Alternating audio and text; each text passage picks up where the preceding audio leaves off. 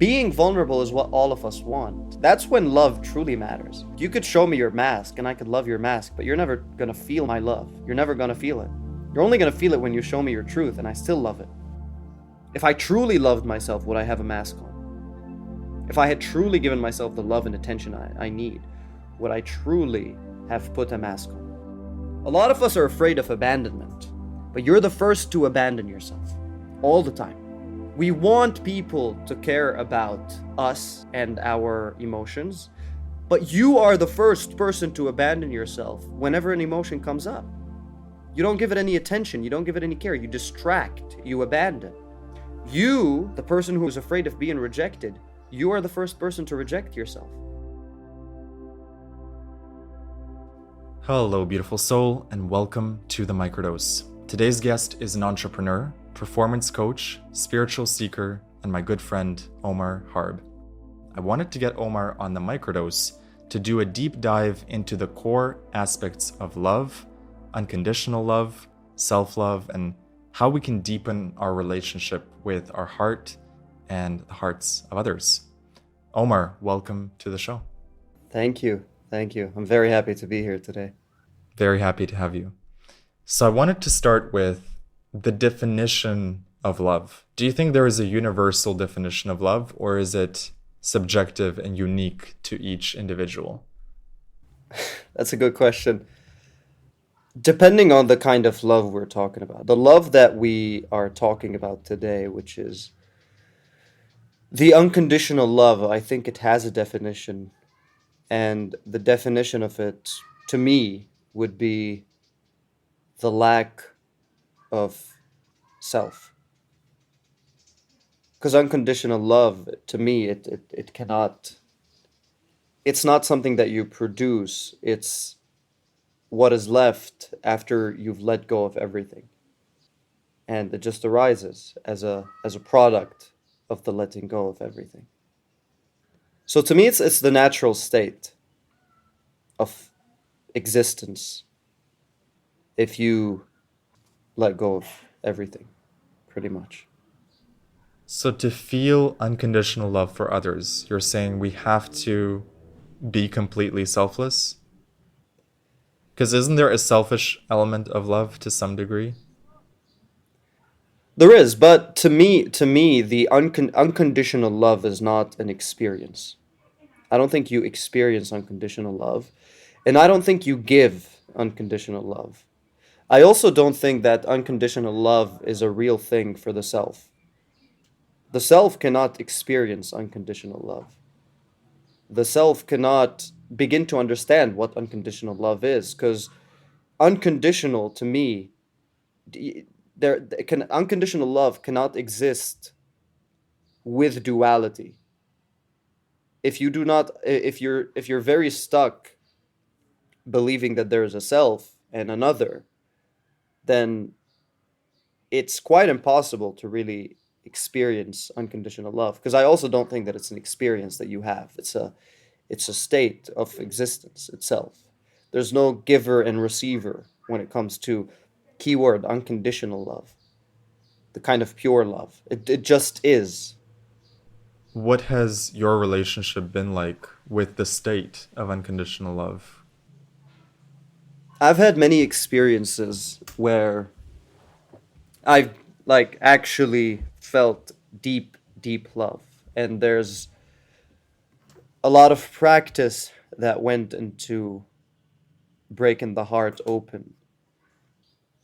I've gotten to certain points where I've experienced overflowing love for the world and for myself.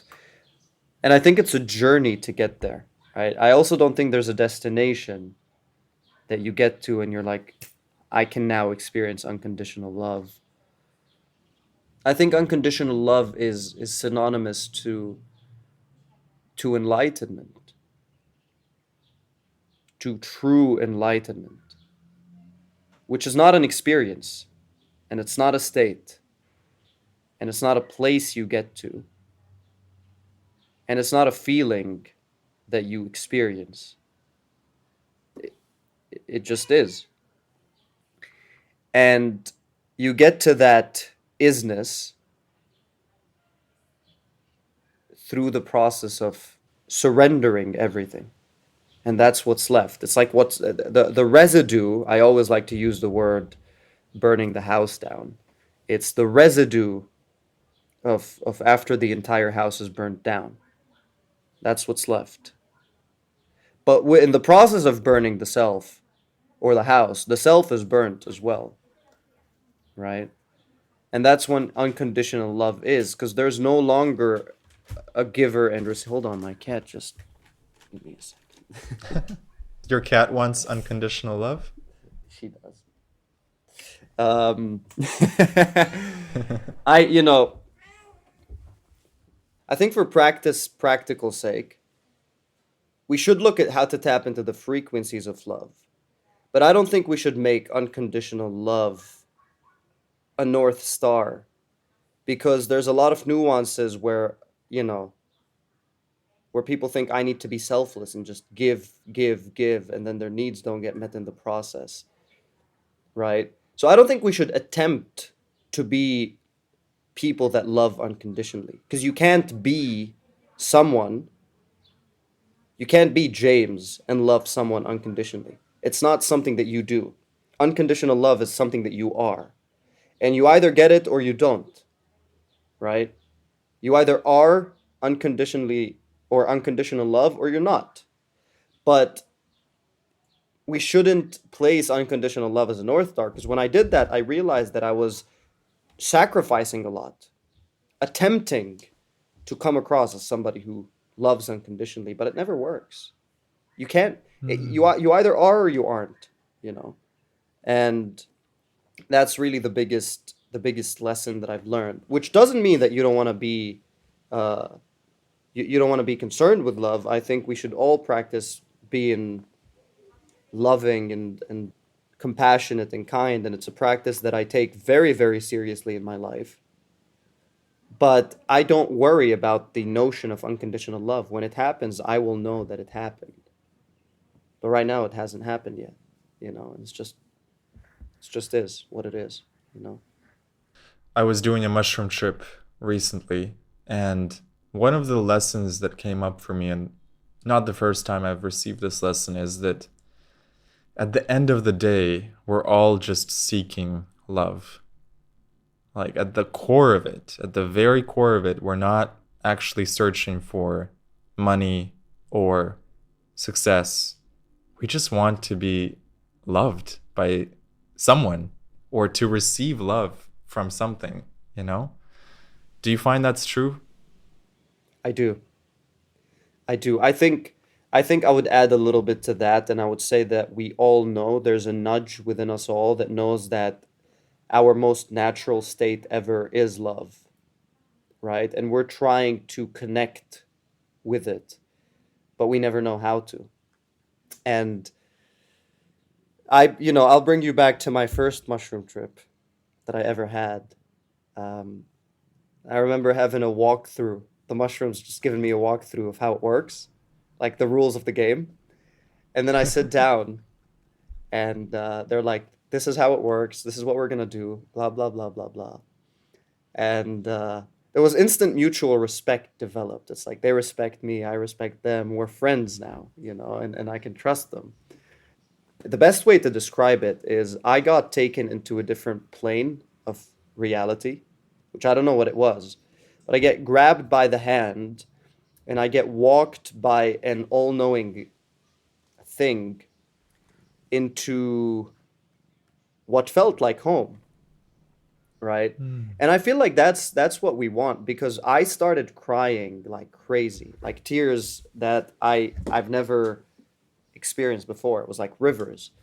And the experience was, the best way to describe it is, you've been searching for something your entire life.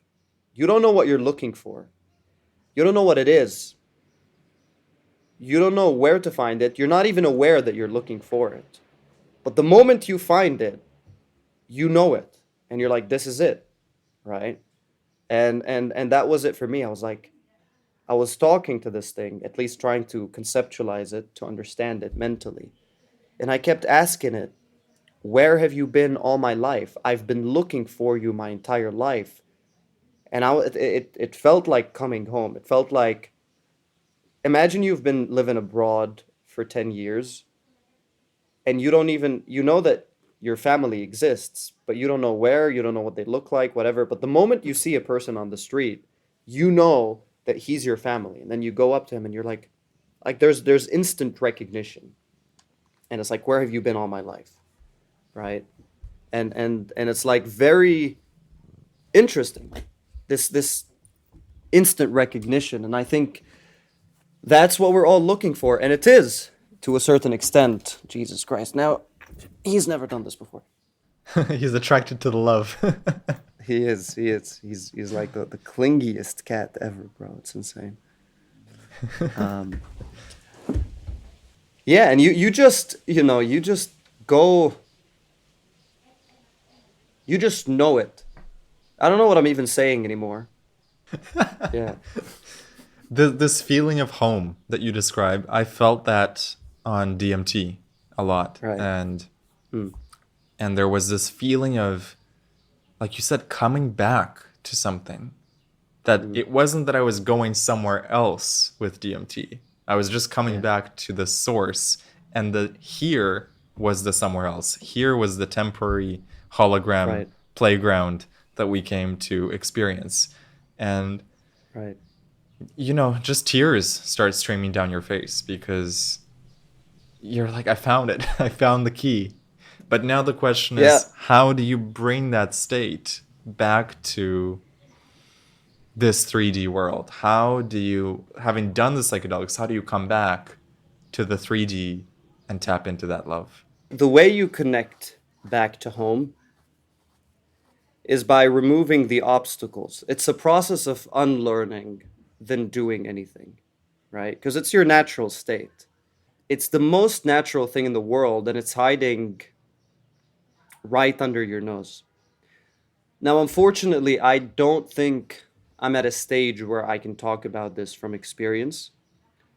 I have had many, many experiences that other people would think are enlightenment experiences. But it's, as long as it's an experience, it's not your natural state yet. Right? Because experiences exist within the arising and passing away. Right? One thing I wanted to ask you is, have you always felt love for yourself? Was there a time where you didn't love yourself? And how did you transform from that state to a state of feeling love for oneself? I've never, it's been until very recently that I started experiencing love for what it is.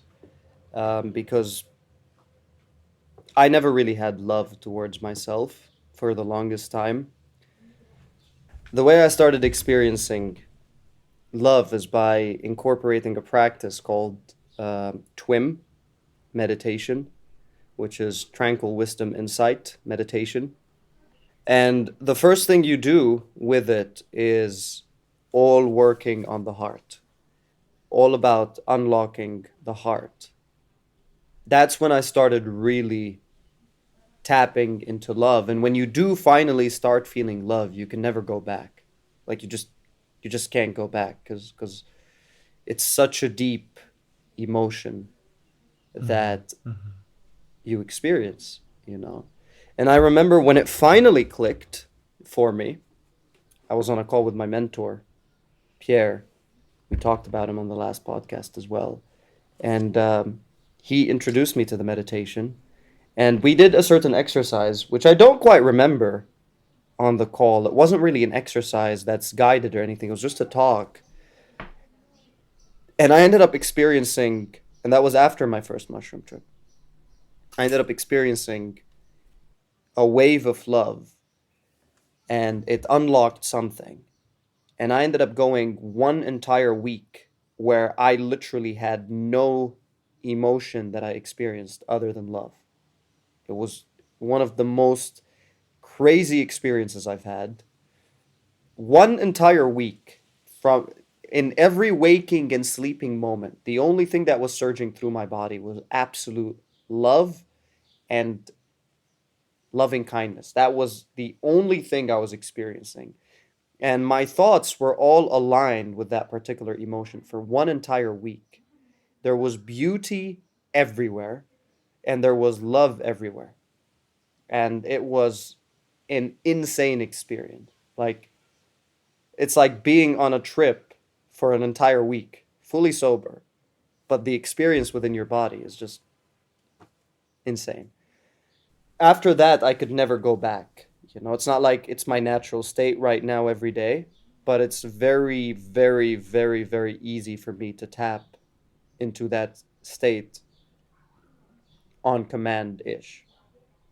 And there's also the thing is, there's a lot of right view. And to me, the biggest thing in my spiritual journey has been right view. And I don't see that talked about a lot.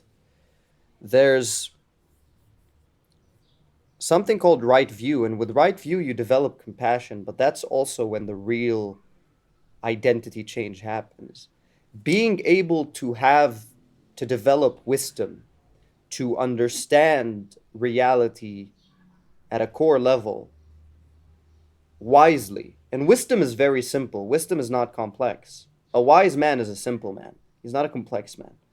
To me, it's only possible to go into those states very easily because I understand at a very core level, not at a conceptual level, but through observation of reality. You just understand certain natures of existence. The nature of existence, once it's understood, you can never go back because it hits you at such a fundamental level that things are just the way they are. And so suffering ceases to exist. But then what replaces suffering? Well, love replaces suffering, right? Because it's like the path of the unconditioned mind. This is what they call it. And I'm not fully unconditioned. I have a lot of work to do, but it's called the path of the unconditioned mind. The unconditioned mind is a clear mind. It's a light mind. It's a it's a it's a it's an untainted mind. There's no taints. The self does not taint reality. That's where you start going into the territory of unconditional love. When you actually understand reality, there's the emotion comes with understanding. You cannot have a state or the experience without a fundamental understanding. That's why, when people talk about enlightenment, it becomes the norm, right? Because it's no longer just an emotion. It's accompanied with deep wisdom. And you can't take away deep wisdom. It's there. It's like you look at this and it's like blue, right? You just know it's blue. Like it is blue. That's it. That's the end of the story. It's very simple. That's how it becomes. The TWIM technique. I'm curious, Mm. you mentioned TWIM. Can you run us through a Yeah. process of how the listener could apply that in their life? Yes. I would recommend that if people are interested in learning the TWIM technique, they actually we can leave some links in the bio maybe Sure, the show notes, or yeah. recommend some things because yeah, the way you start is it starts as a loving kindness meditation, right? Depending on the amount of pain you're experiencing right now, you might not be able to tap into metta right away. And for those people, I would recommend a forgiveness practice, and we can leave links for that as well. But for those of you that feel like you don't have layers and layers of pain and you can do something like this, you sit down, whatever posture you want, nothing too crazy. You can sit in a lotus position, you can sit on a chair, you can sit on a couch. Close your eyes, relax your body, and then you want to connect with love, right? So the way we started this practice is first you want to imagine something. You want to bring up the feeling because in the beginning it's really difficult to bring it up without having a mental association.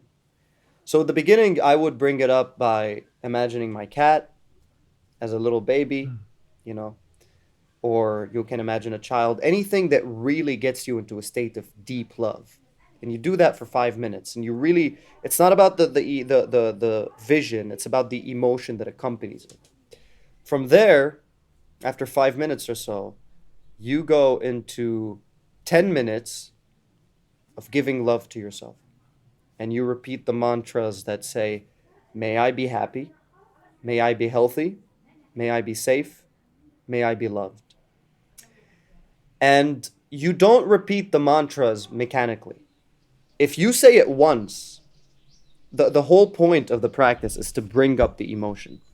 So the moment the emotion comes up, you want to focus on it. So you might say, may I be happy. And you start feeling it. Then you shut up and you sit there and you just feel the emotion. Maybe once it starts to subside, you bring it back up again. May I be loved. And you feel it, right? Now, for some people, it's going to be easier than others. For me, it was extremely difficult to begin with. Very, very difficult. I could not bring up love. After 10 minutes of that, you want to give love to someone else. We call them the spiritual friend. They have to be alive. They have to be of the same sex, and somebody that you personally know. You can't, like, you don't want to do it to a celebrity or to Buddha or Christ or whatever. Like, you want to do it to somebody you know, somebody you perceive as an actual friend. That you want to pick someone easy to give love to as well. You don't want to pick somebody who have resentment towards or hatred towards or there's problems or whatever. Pick somebody you can love. For most people, you also want to stay away from family members. So, friend, same sex, friend, same sex, alive, and not a family member. That's actually like part of the rules. And then you give them you do the same thing to them for 15 minutes. So it's a total of 30 minutes to begin with. 5 minutes to bring up the emotion, 10 minutes to yourself, and then 15 minutes to the spiritual friend. And throughout your meditation sits, you want to keep the same spiritual friend. You don't want to change it. You don't want to change the person. You just pick one and you go with it. And you do the same thing to them. You close your eyes, you hold them in your heart, and you say, may you be happy. May you be healthy. May you be safe. May you be. You might need to repeat it once, and then you just feel the emotion, and you don't repeat the mantras anymore. We're not interested in the mantras. We're not interested in the words. We're interested in connecting with the emotion. Now, the part of the TWIM that really separates it from all else is that it's insight meditation and concentration meditation at the same time. It's jhana meditation and insight meditation at the same time. So that's going to bring up the Brahma Vihara, which is Metta. But then there's also going to be the 6 R's. And the 6 R's are pretty much, while you're doing this, your mind, being your mind, is going to distract itself. It might, tell you, oh, we have stuff in the oven, we have a video to record, I need to respond to this client. It's going to bring up triggers that will sway your focus. That's where you follow the 6 R's. Your mind shifts focus. You recognize, you release, you return, you re-smile, and you repeat. Right? So it's recognize, release, relax, re-smile, and repeat. These are actually 5 because I look at them as 5, but they are 6. But we'll leave resources for all of them. And you just, your mind is going to want to go away. A lot of people start doing this practice and they're like, well, I can't feel the love because my mind keeps distracting me. Good. It's a good thing because that's the practice. The practice is the Brahma Vihara part where you start tapping into love. But the other practice is also purifying, and the 6 R's purify your karma because you no longer repeat the same thought patterns. That's how you develop deep equanimity, right? Hello, Kitty. Mm-hmm. So I don't like to explain those things because I feel like there are a lot better resources to explain. And it's very important that you get it right and you follow it to the T. So that's why you wanna, you know, I learned it from Bante. It's recognize, release, relax, re-smile, return, and repeat. So you recognize that you were distracted, you relax, you re-smile, because there needs to be a smile on your face at all times. The smile makes it all easy. Then you return to your object of meditation, which in this case is metta, and then you repeat. So every time you get distracted, you recognize, you you relax, you re-smile, you return, you repeat. Keep doing it again and again. You said in the beginning it was quite difficult for you to reach that state. What was the turning Yeah. point for you? At some points, it breaks through. There's the concept of nutriment, and it's very similar to the concept of identity change and law of attraction. In Buddhism, whatever you feed nutriment to continues, right? So all you got to do is, to a certain extent, just attention. They say attention is like the wildfire. Whatever you give attention to grows. So if you're given a lot of attention to your thoughts, you're going to go in that direction. Typically, the conditioned self is going to keep reinforcing itself. But then as you're doing this meditation, because you're putting your attention on metta, metta is there. Like you said, all frequencies are there available to you. You just need to align your attention to that particular frequency and it's going to come. So at some point, you're constantly 6Ring the other conditioned self and you're focused on this. At some point you break through and you experience the emotion. Now here's the cool thing: when you actually experience metta, it changes you at a fundamental level, especially if you carry it with you on a daily basis. Especially if I'm sitting with you and I'm genuinely wishing you, may you be happy, may you be healthy, may you be safe, may you be loved. It changes your perception of the world. It, to me, when I had that 1 week long experience, it genuinely felt like I was seeing the world through a rose tinted glasses. It was insane.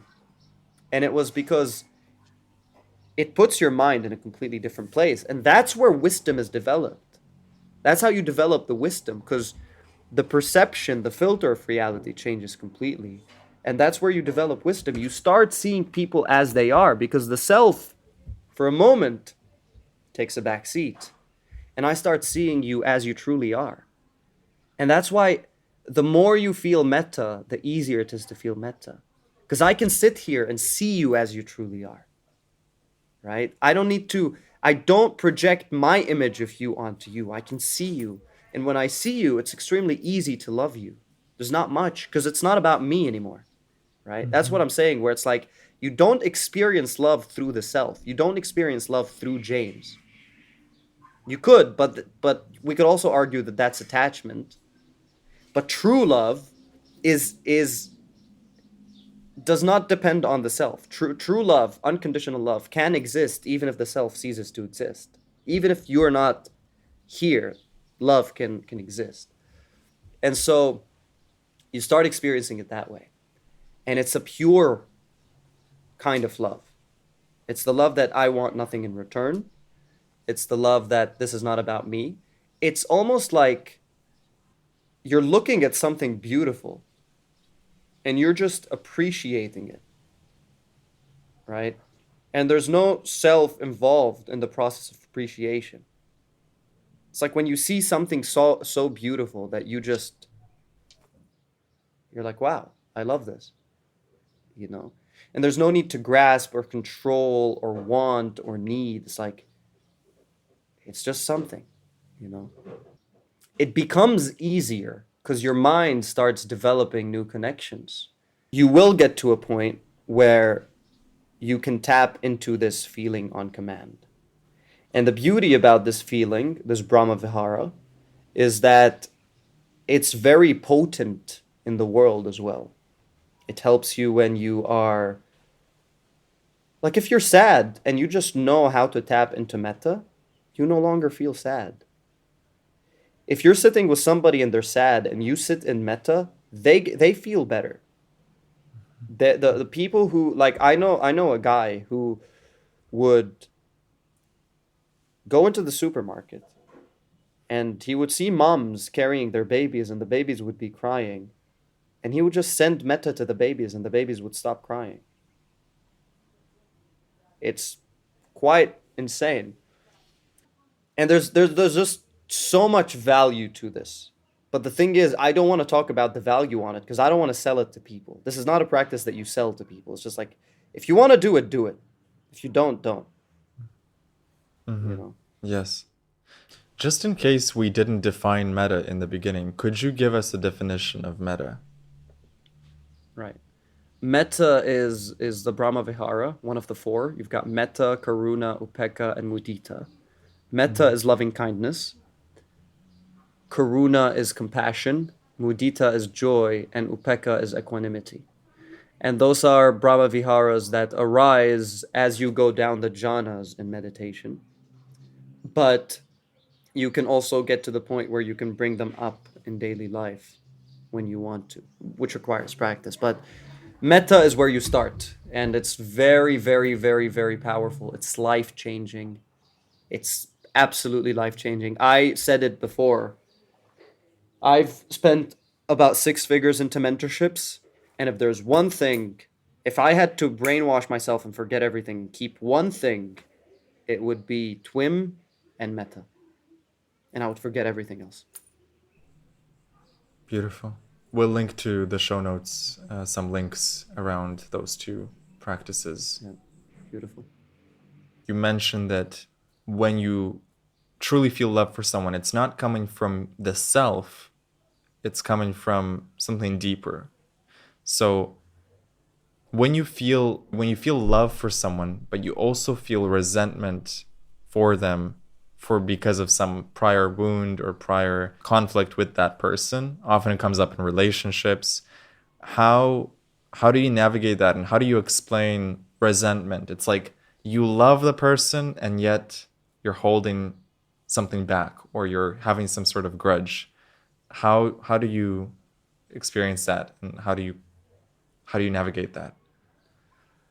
Well, at the beginning of the practice, that's why it's very important to not focus on people that you resent. It's very important to focus that it's all about bringing up the emotion and getting very accustomed to it, because with the emotion comes wisdom. And with the wisdom comes right view of the world. And with the right view, when you see things clearly, right? Remember when I said when you actually see that suffering is not valuable, you just drop it? When you start seeing things as they are, the resentment just drops away. You don't need to do anything. You don't need to do anything for the resentment to go away, for the grudge to go away. The suffering is a result of lack of right view and lack of wisdom, right?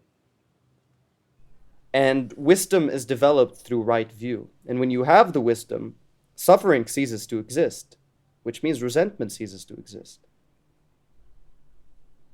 Yeah. You can't resent something that you deeply understand. It's just impossible. And that's why love is a natural byproduct of wisdom as well, eventually. It just is. It's there. The best way to describe it is like, love is there, waiting for you. It has the patience of billions of years, and it has the power of universes. And it's just waiting for you. You need to do nothing to get to love. There's nothing that you need to do. You just need to see it. It's there. And whenever you choose to see it, it's there, ready to go. You know, nothing needs to be done. Nothing needs to be created. All you need to do is see things as they are. It's all a matter of wisdom. It's all a matter of, do you see things clearly? And the way you see things clearly, because even wisdom is your birthright. And wisdom is there waiting for you as well. You don't need to get wise. You need to let go of the things tainting your vision and tainting your view. You need to let go of the illusion to see the truth. And then when you see the truth, you see the wisdom. And when you see the wisdom, you feel the love. They all come together. It's like a big package. Wisdom and love and right view and compassion, they all come together. And they're all a result of each other. Where does the concept of right view come from? Because I deeply resonate with that there is this ideal way of seeing things that enriches your soul and makes your life flow easier. And there's also a way of seeing things that causes suffering. Yeah, it comes from Buddhism. I wouldn't consider myself a Buddhist, but I have found Buddhism to be, especially when studied properly from the right mentors and teachers, to be a very complete spiritual path.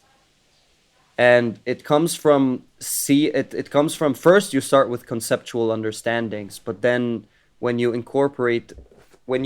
understand it conceptually and then you apply observation, you start seeing those concepts in action, and that's when they click. So right view is talking about the three characteristics of existence, which are impermanence, not self, and unsatisfactoriness of everything that arises and passes away. This is pretty much, these are the insights you get when you go to a Vipassana retreat, for example, right? It's insight meditation. When you start seeing these phenomena in reality, it starts clicking. The Four Noble Truths, and then the links of dependent origination. I would genuinely recommend those things to serious spiritual seekers, because that was what really put my spiritual practice on steroids, because it allowed me to develop the right view. When you understand the nature of reality at a very fundamental level, it's extremely difficult to get emotional. It's very difficult to get emotional.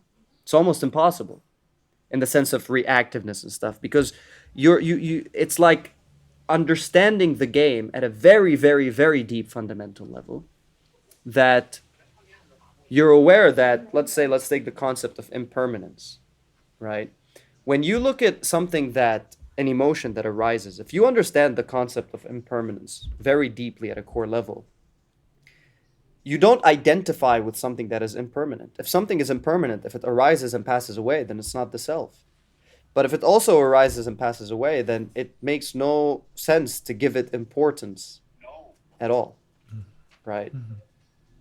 So when you don't give it importance, when you actually see it as impermanent, it's just like something that's arising and passing away, and it is what it is, and then it passes away. I actually am choosing not to get really philosophical. I could use very philosophical terms to describe it, but I don't think it's necessary, because this is not stuff that you would want to anyway understand through ideas. Because the idea, like, I could sit here and tell you, well, everything is impermanent, it arises and passes away. It won't make a change in your life. It won't change anything. It's about true observation. It's about when you close your eyes and you're 6Ring stuff, and there's a thought that comes up, and then you're aware of movement of thought as well, and movement of attention, and you're aware how a thought arises, and then eventually it goes away from your attention. So it arises and it passes away, right? And at the same time, your attention, there's also movement. Everything changes. Change is real, right? And when you start observing those things, then you don't grasp onto things anymore, because you're aware of the nature of things. And this can be extrapolated, this can be expanded as well to the self. The self arises and passes away as a whole. The entire identity, right? Birth and death, right? And so you no longer identify with the process of existence as a whole as well, because you can see the impermanence of it. Talk to me about loneliness. What do you think is the cause of loneliness, and how does it relate to love?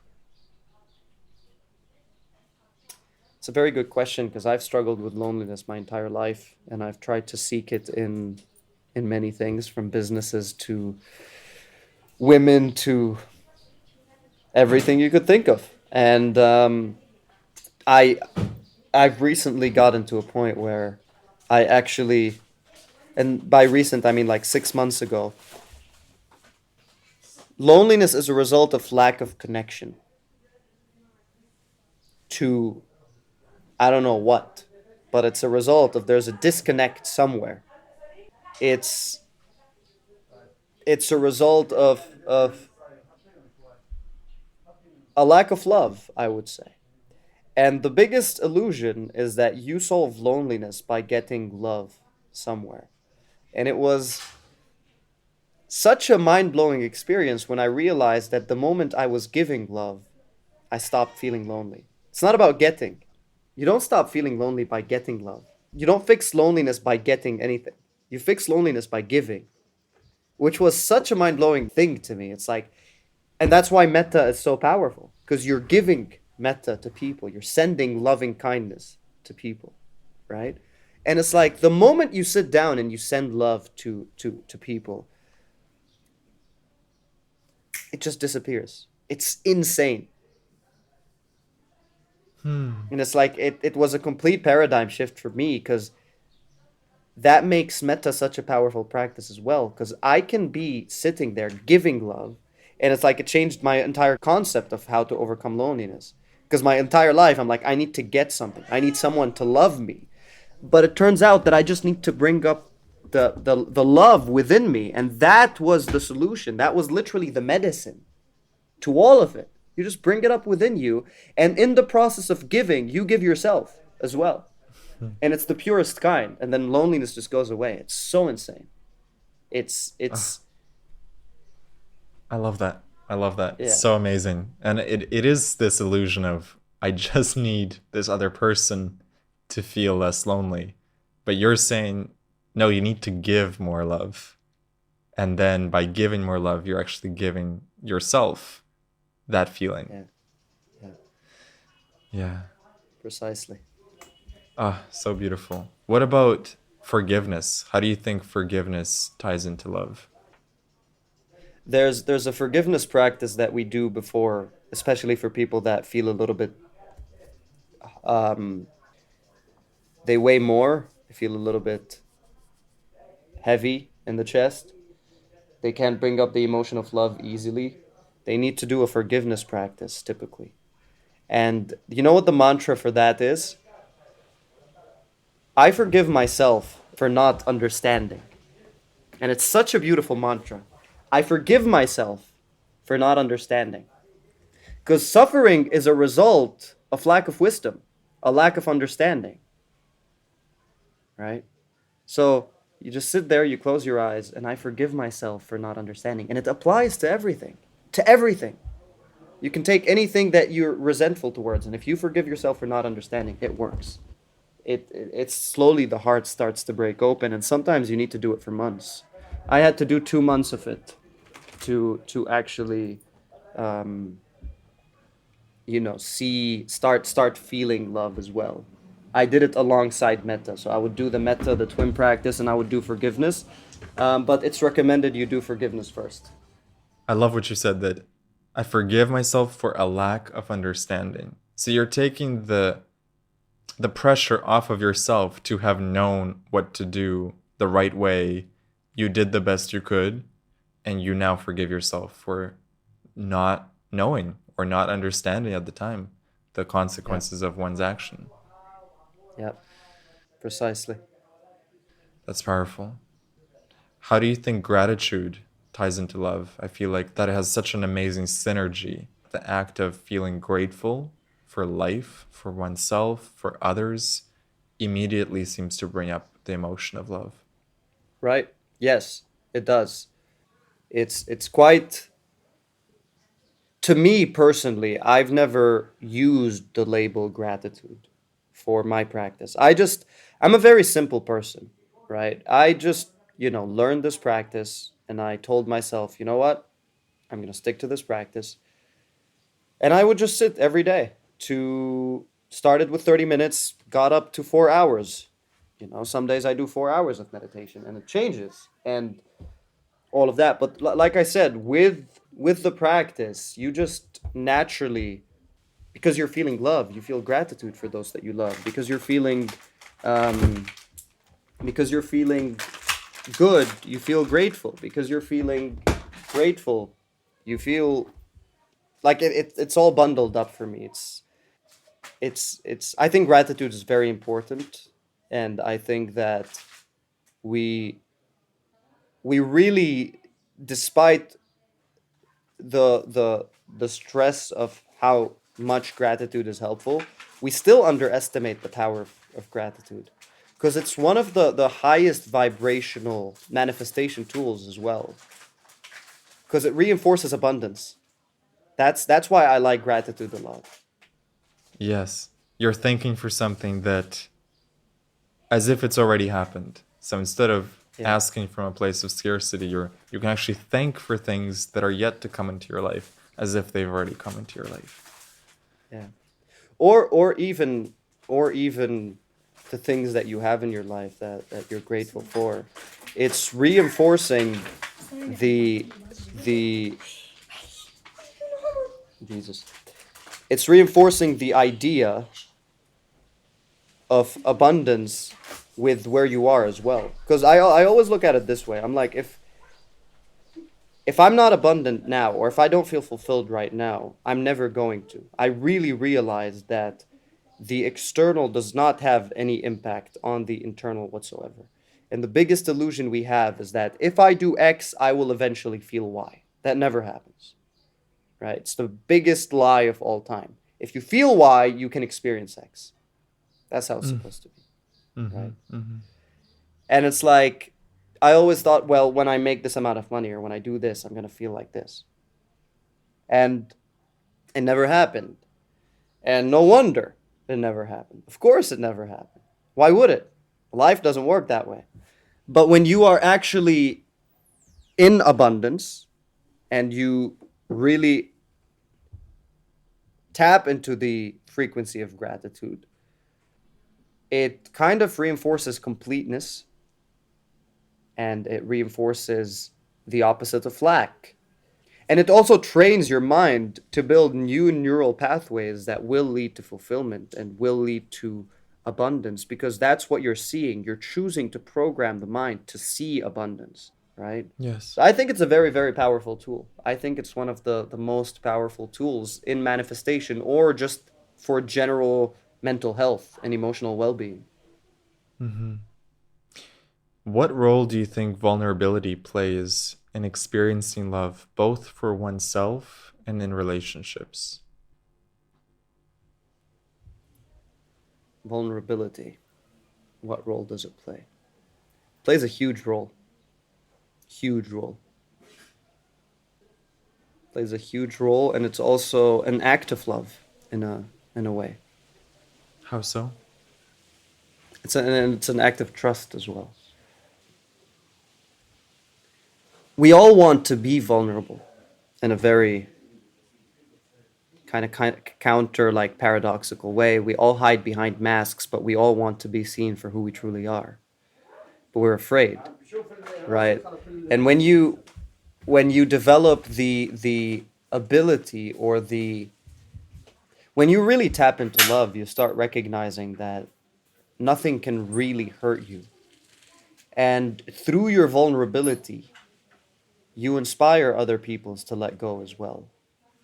And at the same time, because you are approaching people with loving eyes, they get to feel vulnerable as well.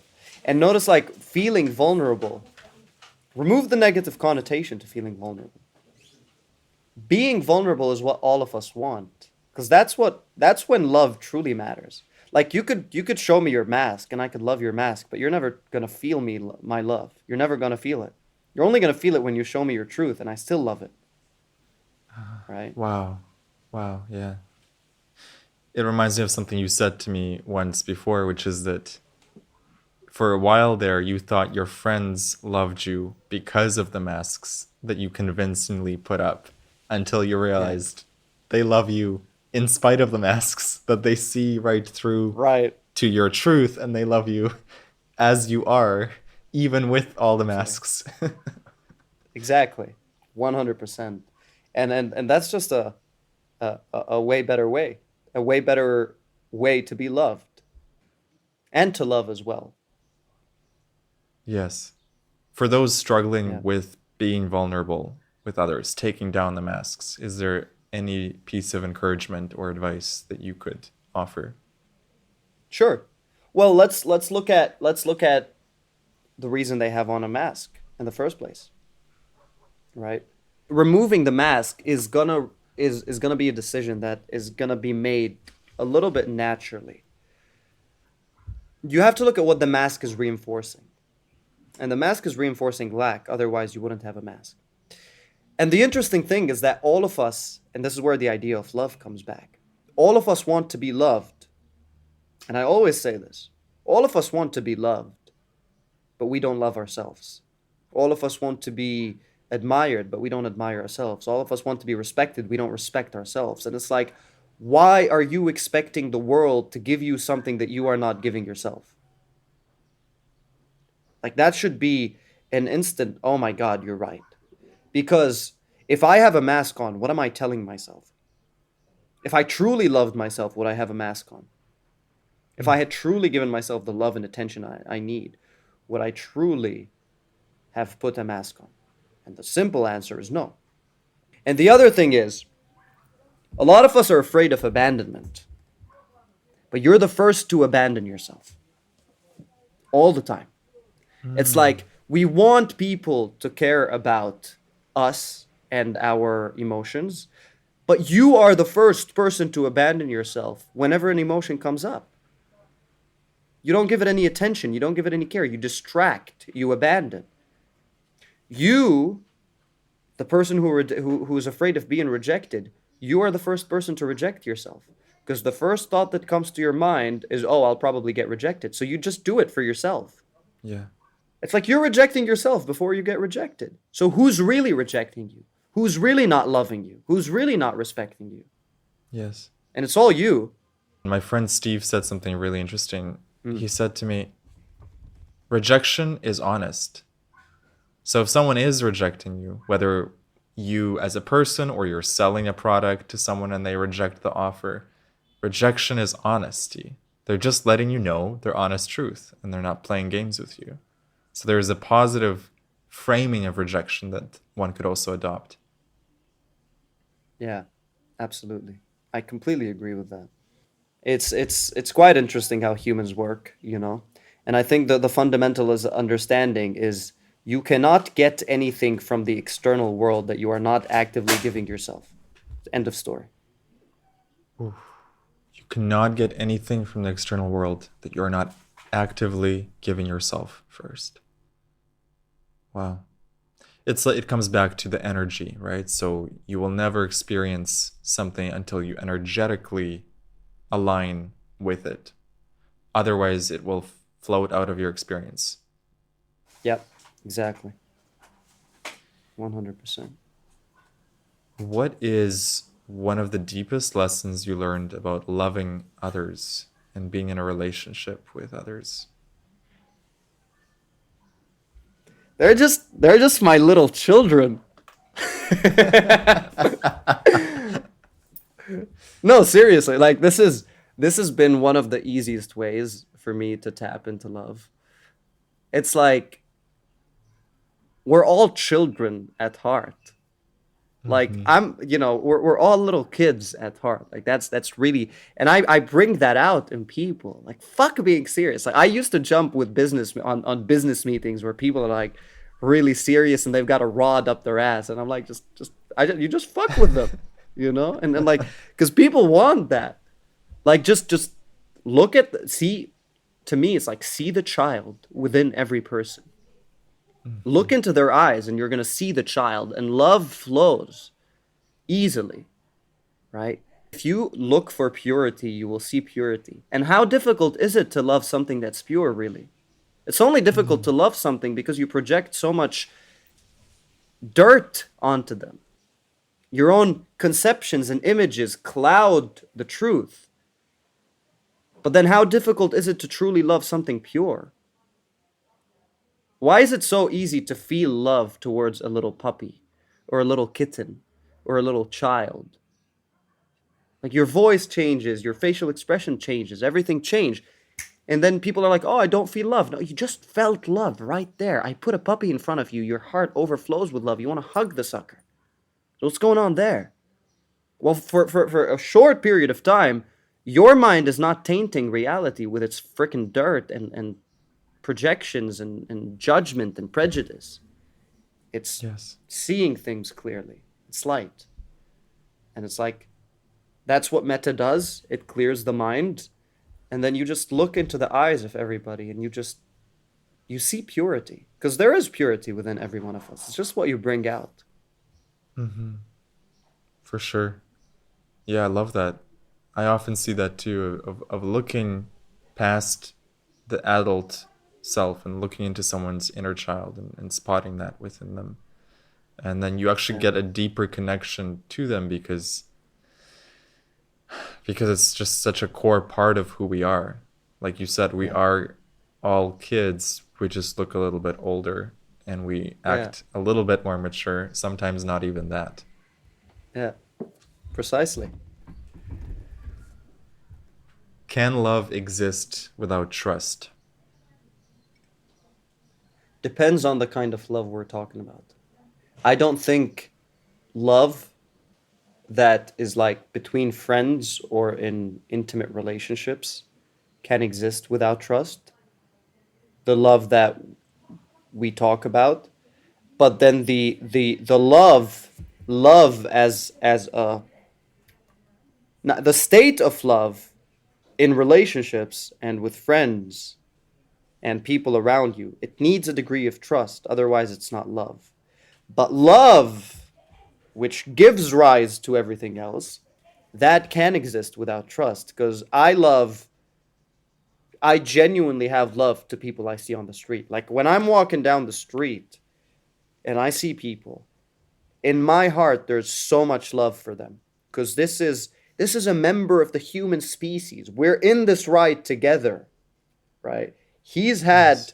or she's had many, many experiences that have shaped them to who they are. And I'm not going to sit there and judge them because maybe they didn't have access to the kind of information that I have access to that made me today. So regardless what they do, they can be, they can be bad people. I have love towards them. Compassion is the word, right? You have Mm-hmm. compassion. And compassion comes through wisdom as well because you understand the meaninglessness of it all. And I get to sit here and I get to have had people in my life and experiences in my life that have made me the man I am today, and I get to see, maybe not completely, but at least to a certain degree, the meaninglessness of the game, which gives great freedom for me to express myself and not be identified with the game, which eases my suffering and fills my cup.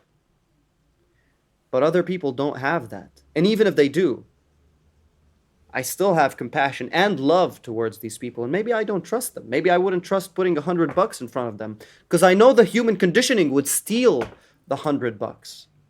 But what's beneath that, I love that. Mm. Right? That's beautiful. Yeah. So I think it could exist without trust. It just depends what kind of love we're talking about. Mm-hmm. What is the difference between love and attachment?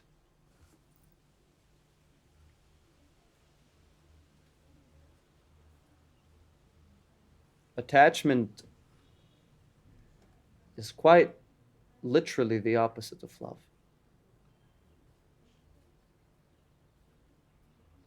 Attachment is very, very selfish. It's the ego seeking identification and survival through the other. Love, the purest kind of love, has no experiencer and no experience.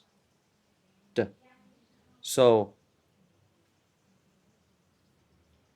I'd say they're completely different. Very, very different.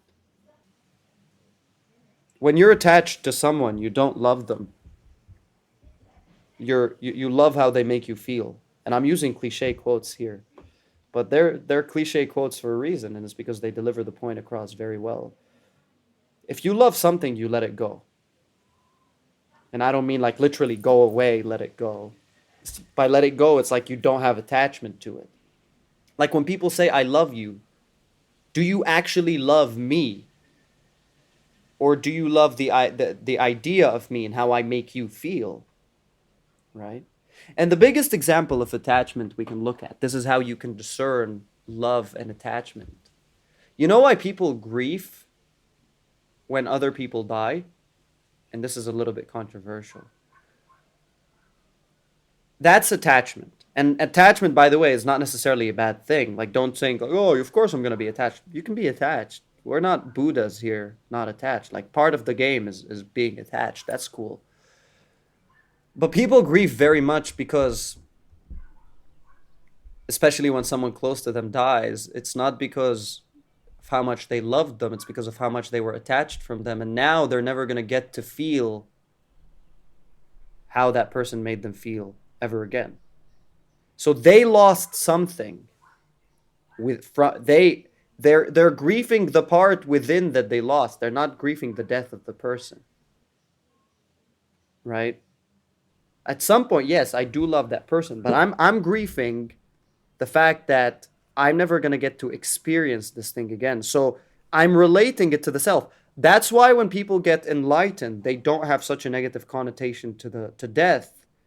It's because what's dying anyway? Right? Love is pure.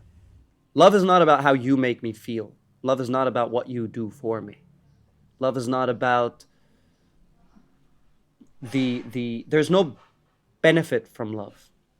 Love is not about the benefits that you get. It's it's who you are. You know, that's really the deepest thing about love. And that's why when the thing about unconditional love is you can never have unconditional love for one person. That's a really cool thing. You can't have unconditional love to one person. You either have unconditional love, period, or you don't. You can't love one person. If you say, I love you unconditionally, but then you don't love another person unconditionally, you don't love unconditionally, because that's a condition. Yes. And that's what I mean by love being a characteristic. Unconditional love is a characteristic of existence that exists beneath the self, beneath the illusion of the self. Because once you experience unconditional love, there's no longer self and other, because it's unconditional. It's just, there's either unconditional love or there's no unconditional love. There's no between, you know? Yes. What is heartbreak? How does it happen, and why do we feel so heartbroken over a breakup, over someone betraying us that we really love?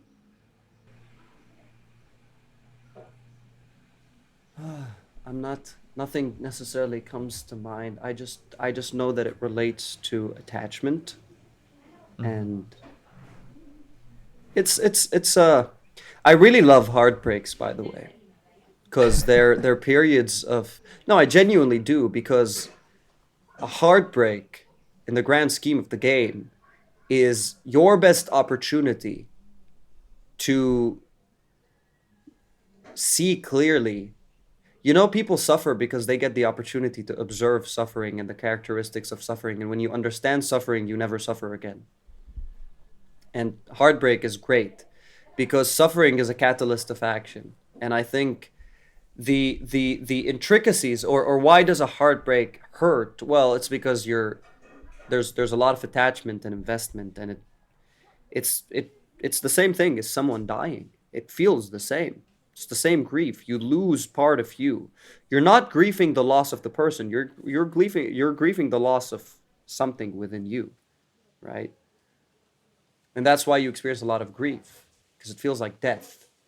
But the beauty about it is that experiences like these is where the most transformation happens, because you're in so much pain that it forces you almost to explore a different way, to see things differently, and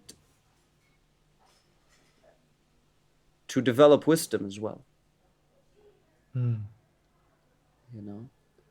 I would say that any person going through a heartbreak right now or through grief right now, this is a beautiful gift, a beautiful opportunity for you to really go into it and come out the like you genuinely come out the other side a changed human being. Nothing changes a man or a woman as much as deep grief. I think grief is one of those things that really changes us at our core. There's something beautiful. There's this Rumi poem. I don't remember it, but there's a gift in grief. You know. Grief can be the garden of compassion. If you keep your heart open through everything, your pain can become your greatest ally in your life's search for love and wisdom. Yeah, precisely. And there's another one here. I saw grief drinking a cup of sorrow and called out, "It tastes sweet, does it not?" "You've caught me," grief answered, "and you've ruined my business. How can I sell sorrow when you know it's a blessing?" Yeah. It's hard to understand when you're really going through a tough time. It's hard to sometimes see sorrow as a blessing, don't you think? I do. Yes, but you don't need to. When you're in it, you don't need to. You're only going to see it after you're out. You'd be a madman to be in your grief and be like, hell yeah. Like, no one's going to do it. But when you're out of it, you see the wisdom in it. And the beauty about grief is that it's so powerful that the only thing you can do, even for people like me who are very, very stubborn, and it was extremely difficult for me to surrender, I just didn't want to surrender.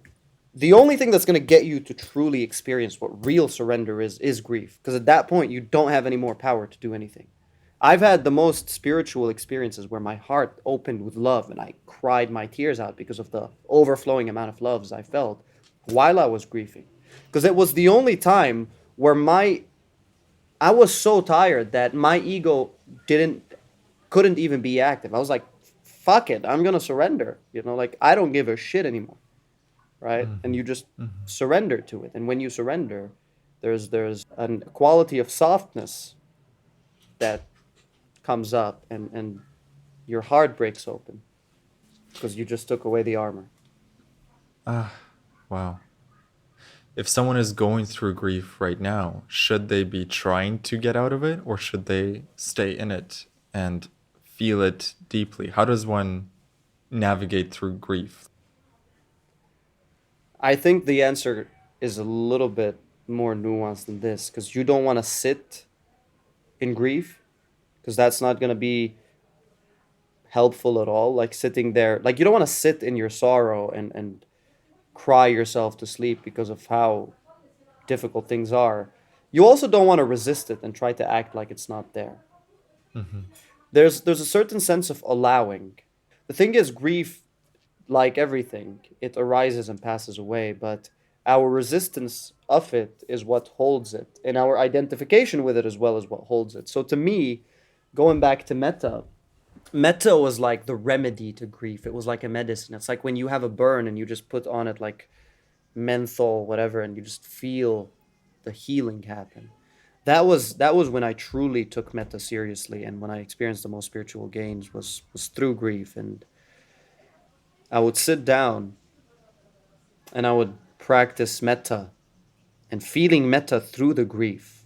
You know how beautiful it is to be in grief and still choose to give love? It breaks your heart open like no other.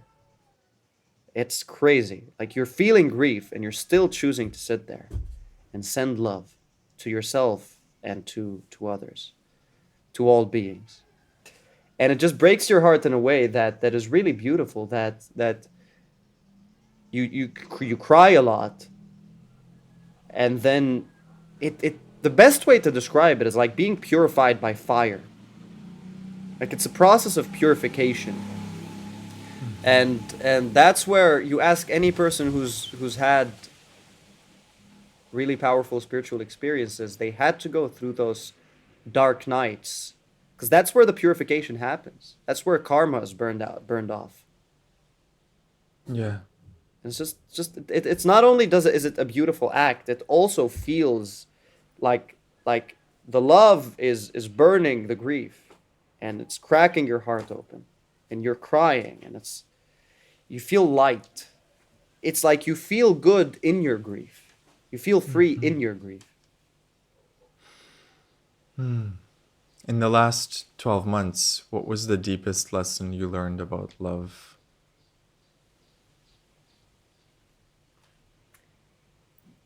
I want to sound smart with this, but I want to say love has no requirements, but that's not my genuine answer. But that's cool, right? It does have no requirements, but that's not the biggest lesson.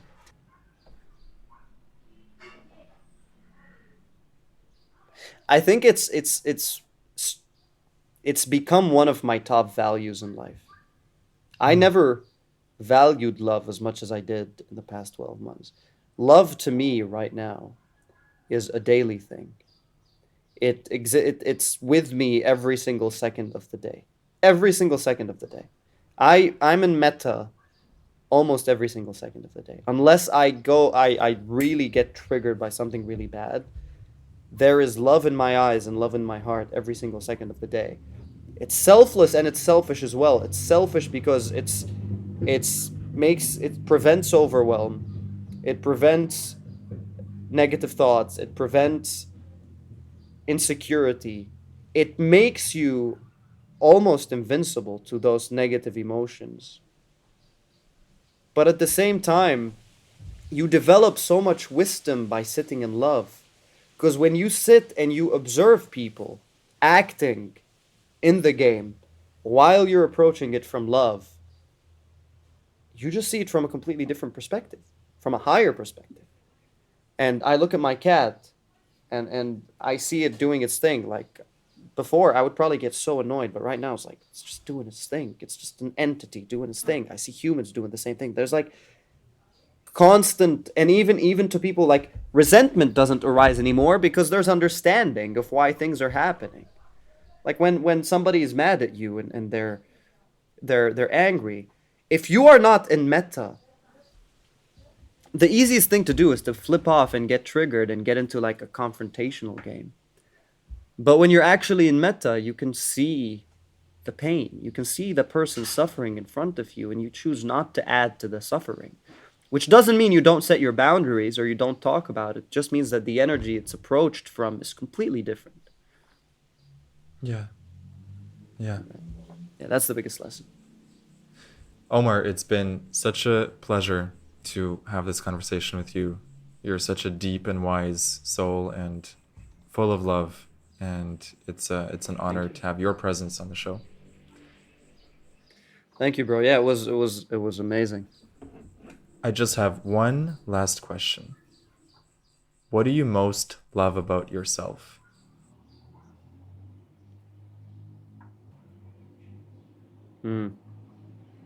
My answer is one word. I'd say my courage. That's the thing to me that really drives me, and I'm connecting it to my bigger message every day. It's courage, bro. Like everything that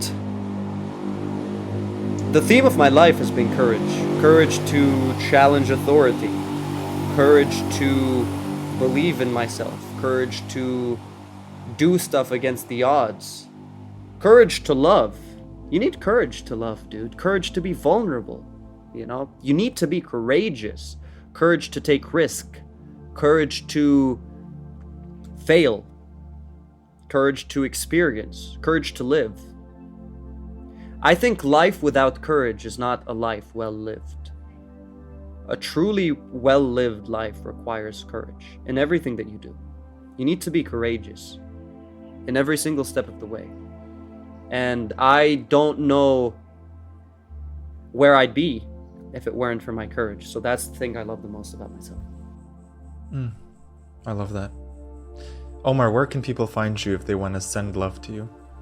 Oh, that's good. Send me love, please.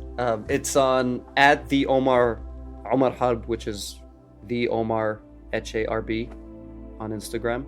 That's where they can find me.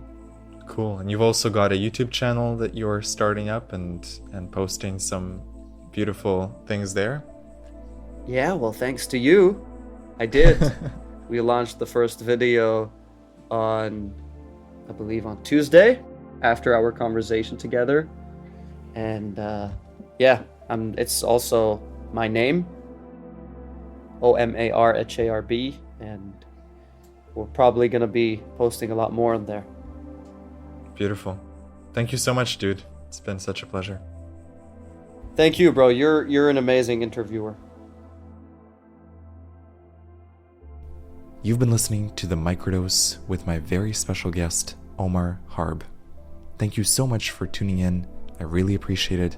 If you enjoyed this episode, do me a favor and share this conversation with one friend who you think might benefit from this podcast. And if you want to reach out and connect with me personally, I'd love to hear from you. Visit jamesxander.com. You can find my newsletter there and my email.